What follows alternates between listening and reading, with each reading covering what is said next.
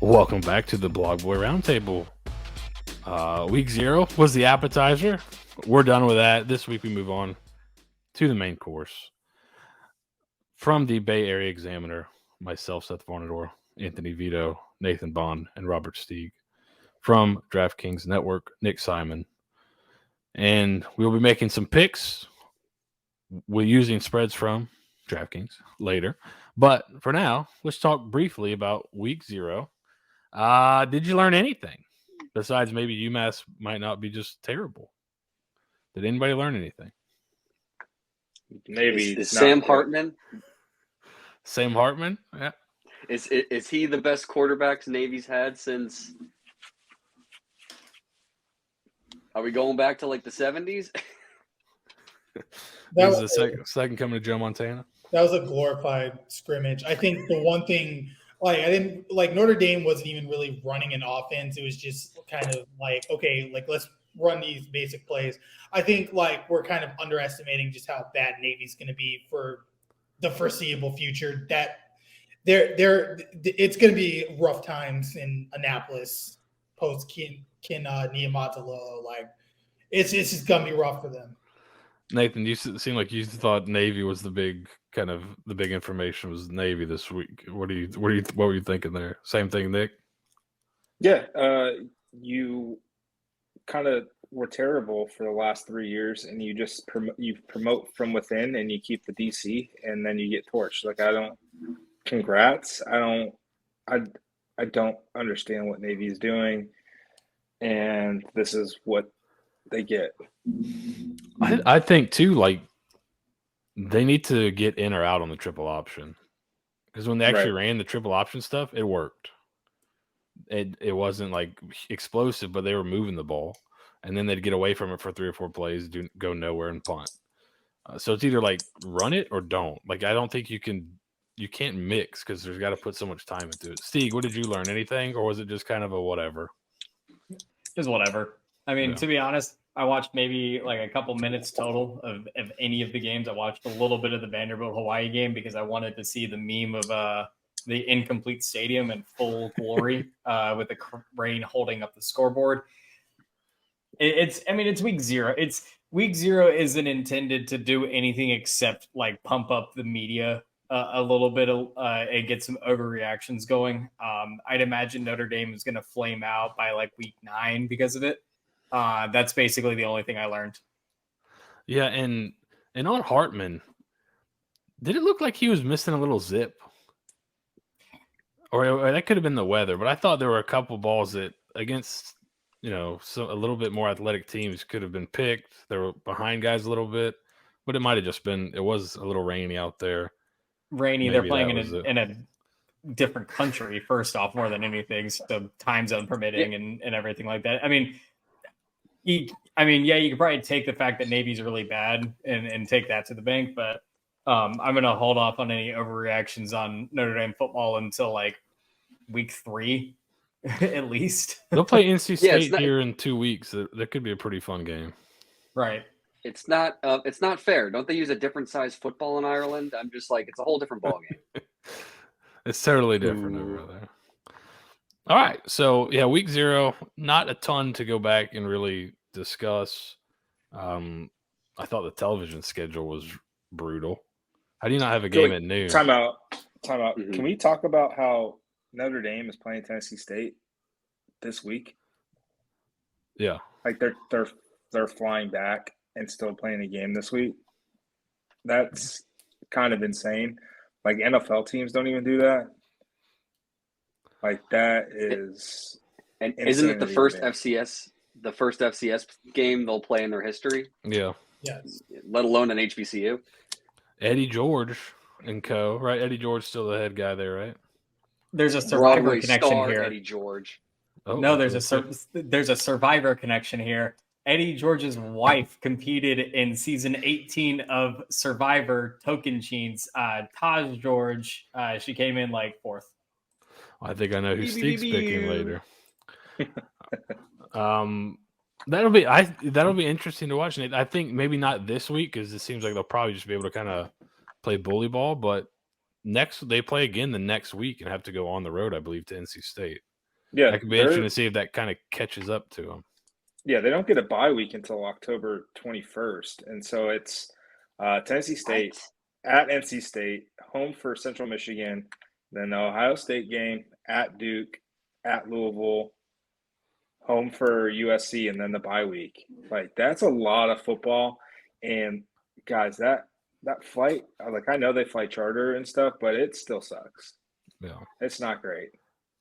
Yeah, it'll be interesting to see how I haven't looked and seen what they're playing. I know I saw Marcus Freeman say today that it's hard to sleep on a plane. That was kind of the big quote I saw from him, but I don't know if they've changed up their off days or what to try to combat this a little bit. But we'll see. That'll be something. I think that's a good point. That'll be something to monitor going forward. But we're moving on to week 1. Last year, we basically picked typically games from the state of Florida because we covered a lot more of the Florida teams instead of national. We're still going to do a little bit of that. We're going to kind of have 3 games of more local interest.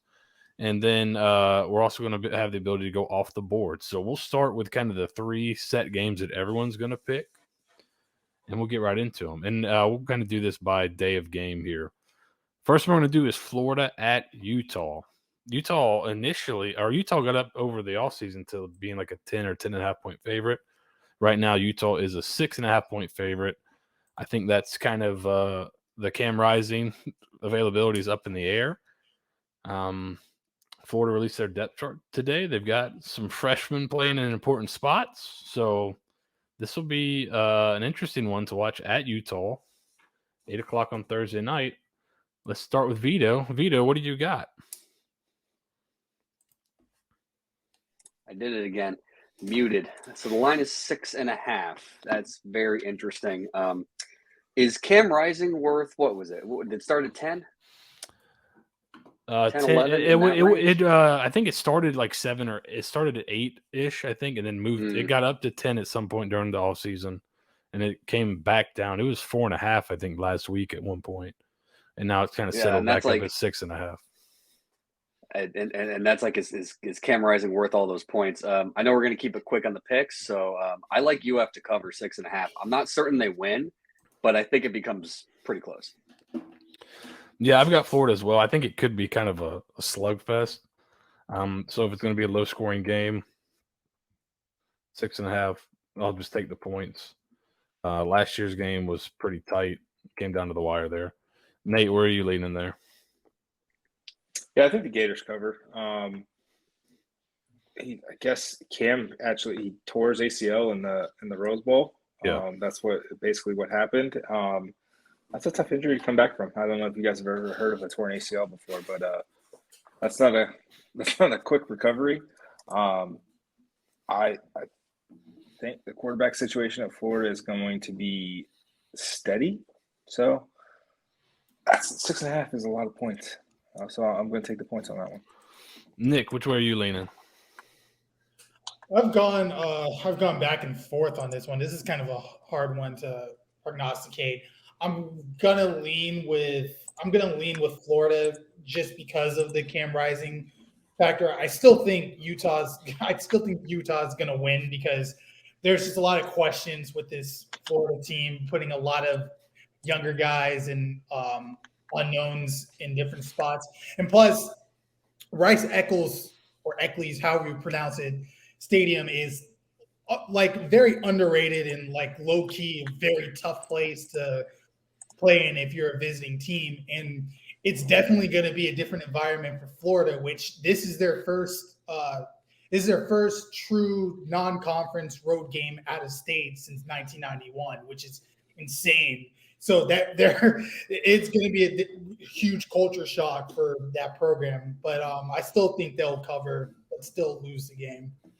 Yeah, Syracuse popped him back in the day, and Spurrier decided he didn't want to go on the road anymore. So, Steeg, what are you thinking here? So far, it's a Gator sweep. I'm going to kill that trend. I think Utah's still more talented at this rate, and I really haven't seen enough from old Billy to put any stock in him. I mean, he had a top 4 quarterback on his team last year, and you replace him with Graham Mertz, who hasn't really produced well as of late. Playing up against a very stout Utah defense, like you said, it could be just an absolute slugfest from the get-go. But I'm going to put a little bit more stock in a team that's consistently been good for the last 2 years, has been loading and reloading and putting more and more, depth behind these really talented players. Yeah, the Cam Rising injury is going to cause for a pause here, but realistically, I don't think it's going to matter too much, really. They prepared for as long as possible without him this offseason. Like, if this injury happened like a week ago or 2 weeks ago or something like that, yeah, I'd be like, a crap. But they knew he tore his ACL after the bowl game. Next man's already doing this the entire offseason. He knows he's going to go in week 1 and have to play against Florida. So I'm gonna give it to Utah to cover here. Yeah, a couple interesting notes. One of their backups, I think his name's Nate Johnson, is kind of a dual threat guy from California, pretty athletic. So if they just want to and they've said he'll probably play regardless in some packages. So if you just want to run the ball, if you're Utah and maybe an athletic quarterback.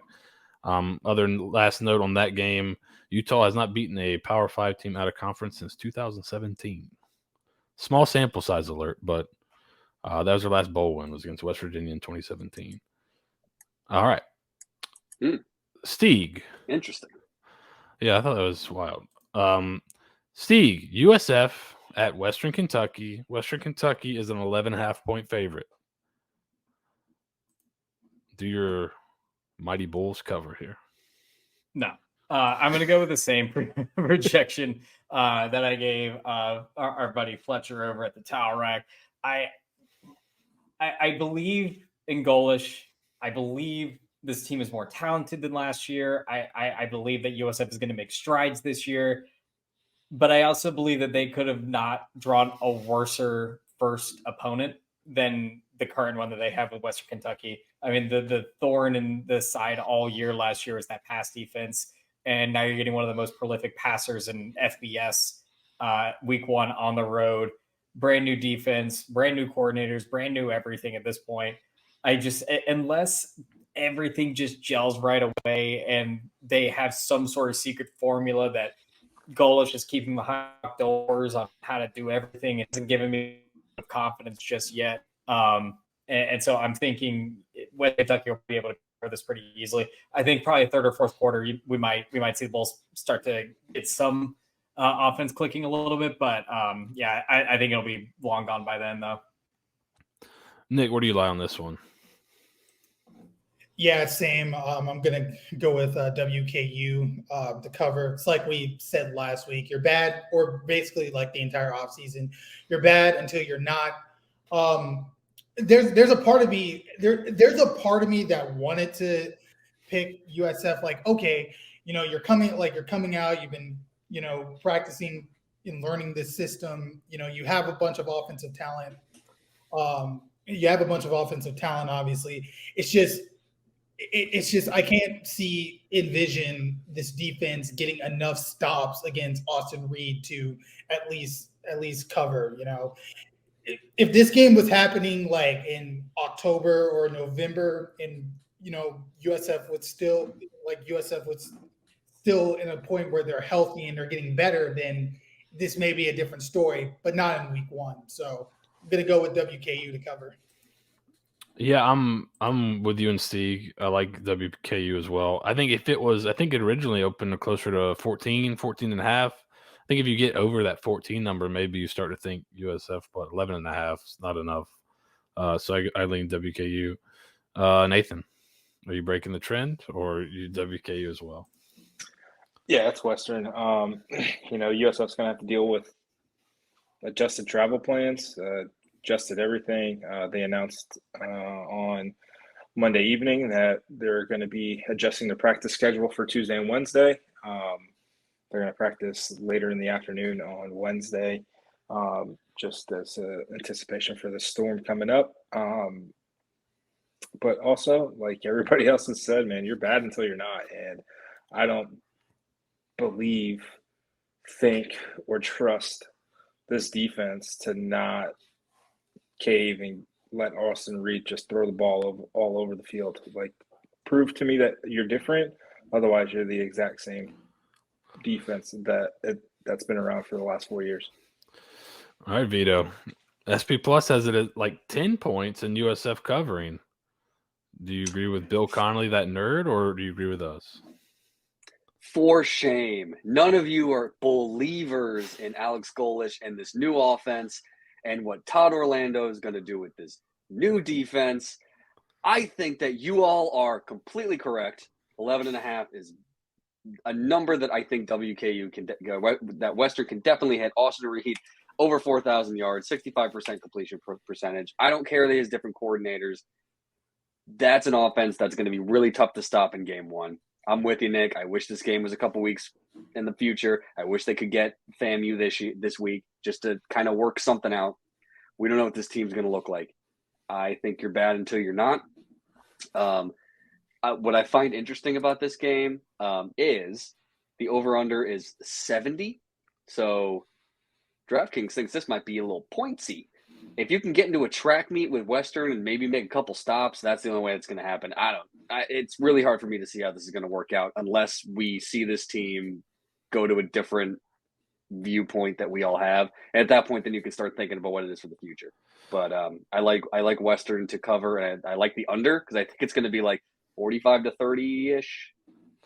Yeah, what's interesting is, I mentioned Bill Connolly earlier. I think he had the game as 35-25, which is way under the 70. So that would be interesting if it goes under. Would you feel good if you hold Western Kentucky to 35 and you lose? Would you feel better about the season?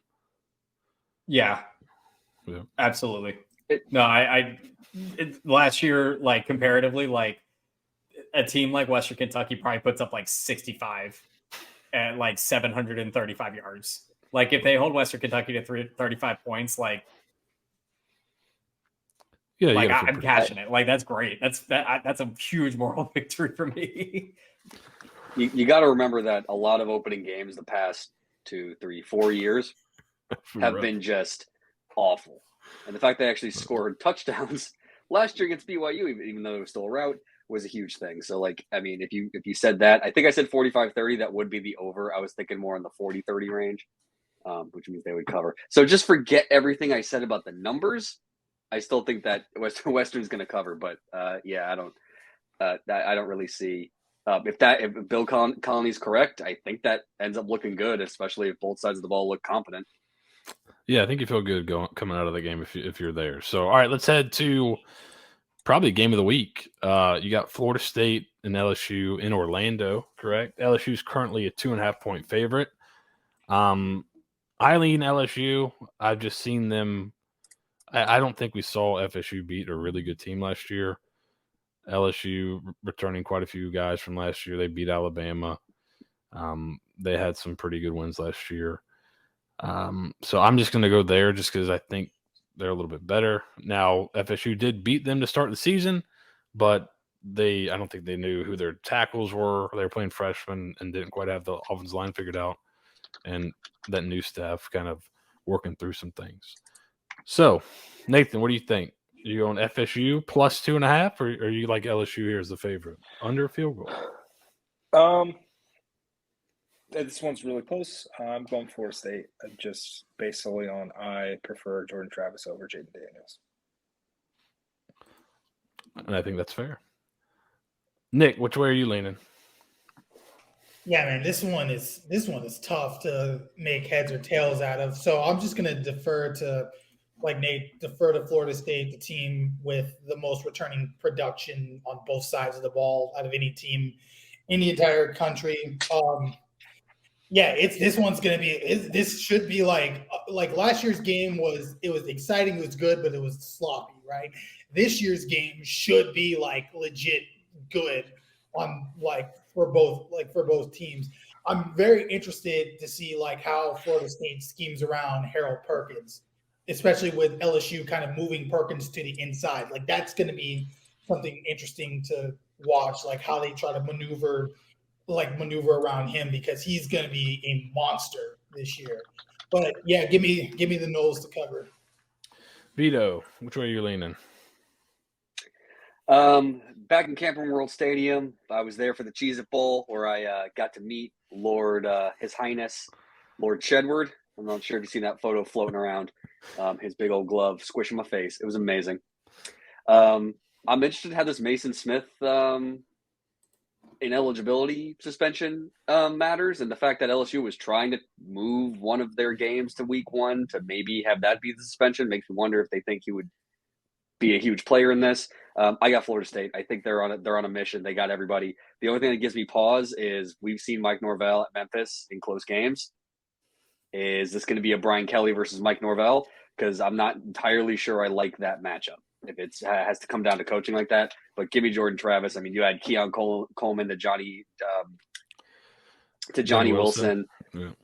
It's just that offense is amazing. If that defense and Jared Verse can come on and they can withhold and they can kind of stop that LSU offense, then I like them. I think they'll cover, and I think they'll win outright. And there are some nerves, I think, in LSU regarding their defensive backfield.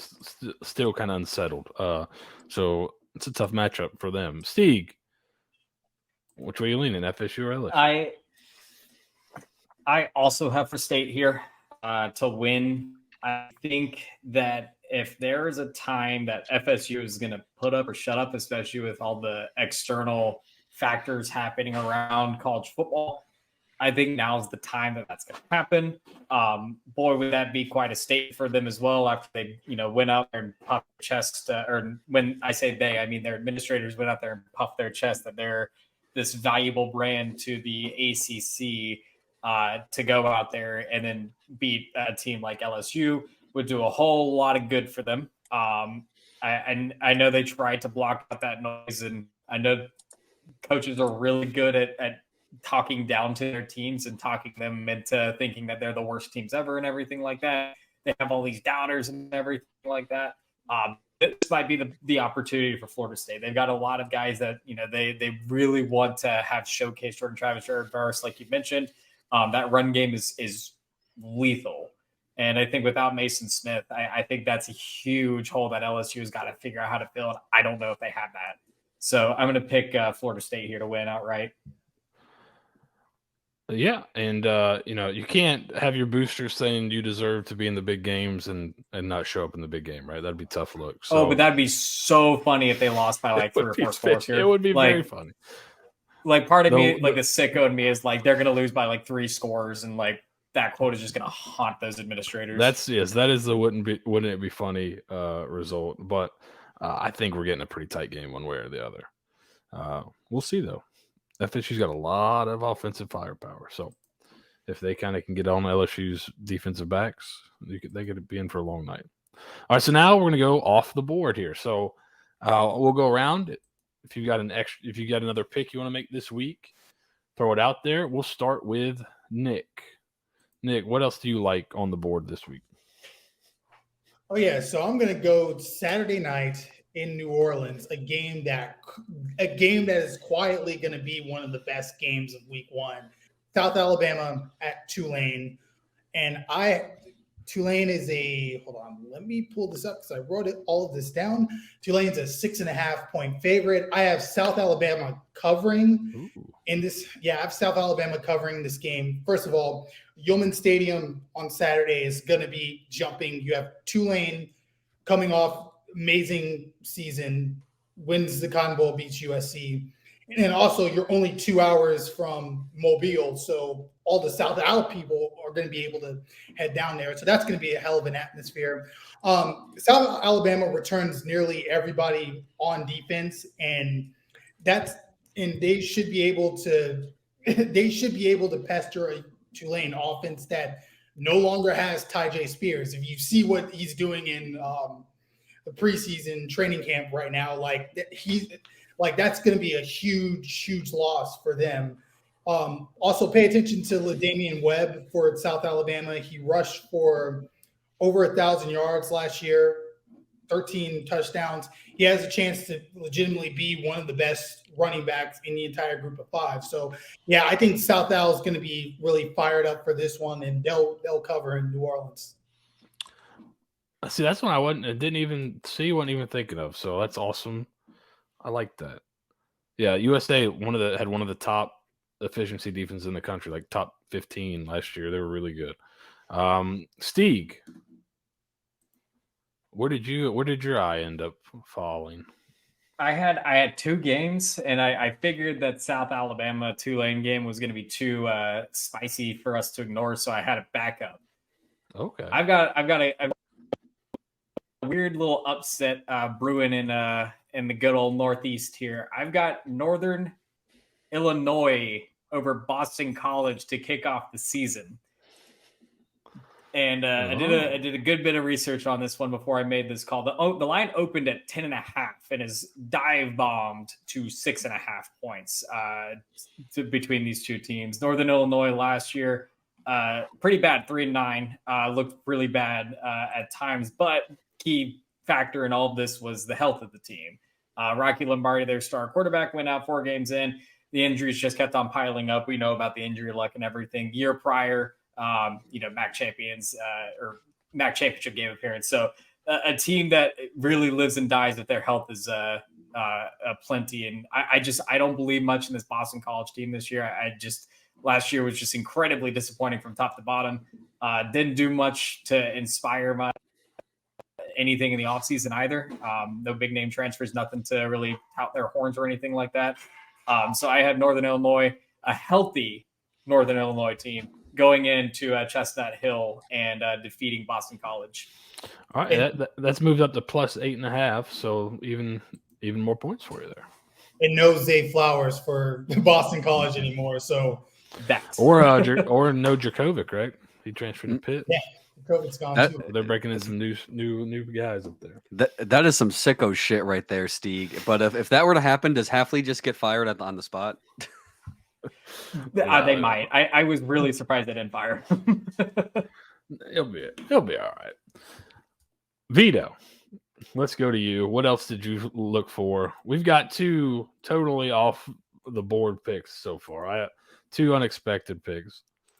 I'm not sure if this will be in there. There's a couple fun games out here, but I'm going to go because I was more shocked at this line than anything. Going to go to Houston. 2 programs who are in brand new conferences who are looking to show off their shiny new badges. UTSA is currently -1 over Houston.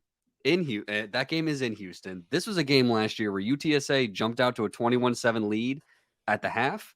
Houston brought it back and ended up winning in triple overtime. Roadrunners were ready to play, though. They bring most of that offense back.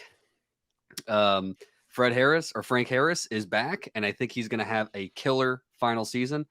And I think UTSA wants to make a statement in the New American and say, Houston, we're going to start being a program to be reckoned with. And I like them to take that to win outright, but I guess a -1 is technically a pick 'em for the most part. But I like UTSA to win that game. And Houston has a lot of question marks, and Dane has a lot of question marks, and their defense was not very good last year, and they have to replace a really great wide receiver in Tank Dell, and they have to replace quarterback Clayton Tune, and it's going to be tough. I like UTSA. Yeah. Nathan, you'll be glad to know Tank Dell was not too small for my fantasy team this year. I got him in the very end of the draft. Nathan, what is your pick? What did you like off the board here? So off the board, this one's more for it's a long-term view. It's West Virginia at Penn State. The line is Penn State by 20.5. Wow. Yeah. I agree. What? That's a healthy line. And so Neil Brown is going to be fighting for his life before we even get to October. So at Penn State, and then they get Duquesne. So, okay, great. Then you have the backyard brawl, and then Texas Tech, and then on the road at TCU to round out September. Good luck making it to October, Neil. You want to show a pulse? Try to save your job. This is a big time to do it. Then on the flip side for Penn State, you're breaking in, Drew Aller, who everyone for the last year and a half has said he was the best quarterback on the roster. If you're going to compete against Ohio State and Michigan for the Big Ten, you better put away bad teams. And James Franklin, all eyes on you, brother. This is put up or shut up time, I think, for Penn State. Either this is the year it happens or it's never going to happen. I think they can knock off one of two of Ohio State and Michigan, leaning more toward Ohio State. I don't think they're going to be as good, but it'd be fun to see it. All right, so you have Penn State here? Oh, yeah, Penn State's going to cover. Okay. Let's with your Neil Brown pending firing. I just wanted to confirm. All right, so I had two, but I'm gonna pick one here. Let's keep it to one. So this was 12.5 earlier today. I liked it there, but I'm gonna stay with it. Clemson is -13 against Duke. I think they're gonna come out on offense. I know Duke is returning a lot of guys, and they had a pretty successful year, but I don't think they played Clemson or Florida State last year in conference. I think Clemson's the most talented team in the conference. New offense. They're going to want to come out and score some points. I think their defense is going to be really good again. So I know Duke's got Riley Leonard, really good quarterback, and they've had all off season prepare, but I think Clemson ends up pulling away as the game goes on. So I like Clemson -13. All right, so that's it for this week. We will keep track of these picks. We'll come back next week, review, and make some more picks. We'll be doing this every week throughout the season, keeping track. We'll have a trophy or a hat or like a jacket or something. There'll be some kind of reward at the end for the winner. So thank you for watching. Like, subscribe, all that good stuff. If you're in the hurricane area, stay safe. Charge your phones. Get some water, all that good stuff. We'll be back next week. Thanks for watching.